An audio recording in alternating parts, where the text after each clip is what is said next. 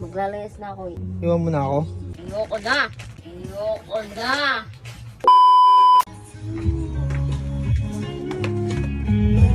Let's make it with you. Saan mo punta? Maglalayas na ako eh. Tawa mo. Ayoko na! Tawa mo. Tayo mo na. Nalayas ka na?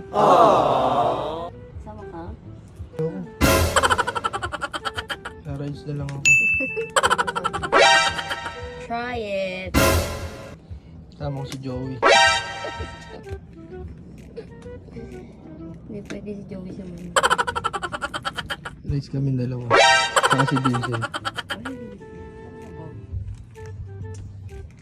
Alis ka na? Iwan mo na ako?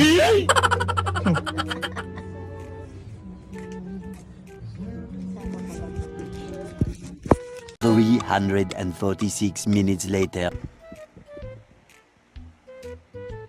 Alis na si Macy's. Uwi siya ng probinsya nila sa Mindanao. Butuan. Butuan City. Sa Butuan City. Bali ngayon na lang ulit siya makaka-uwi. Kailan ba uwi? Wala. Batang-bata ko. Ha? Baby ka pa nun? Sabi ng mga 2 years old. 1 week sila ron. Iwan muna niya ako rin. Mag-ride kami. Subukan. Mamaya ihatid ko sila mga alas 3 sa airport. Terminal ano kaya? Terminal 2, Philippine Airlines.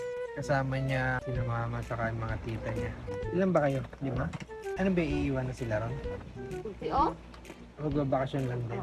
Bali 1 week silang babakasyon sa Mindanao. Ilan ba baggage mo?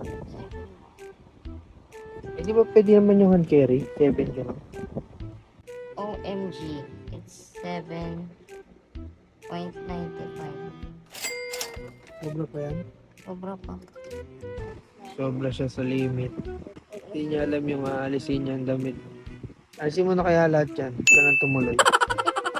Pwede naman. Bayaran mo yung 7 kilos lang kasi yung allotted sa kanya sa baggage.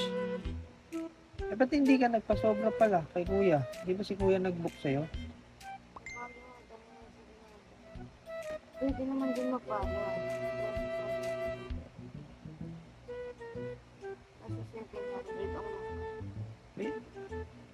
Pwede man natin sumobra kahit konti eh. Di ba ganun sa AirAsia? Hindi naman tinitignan.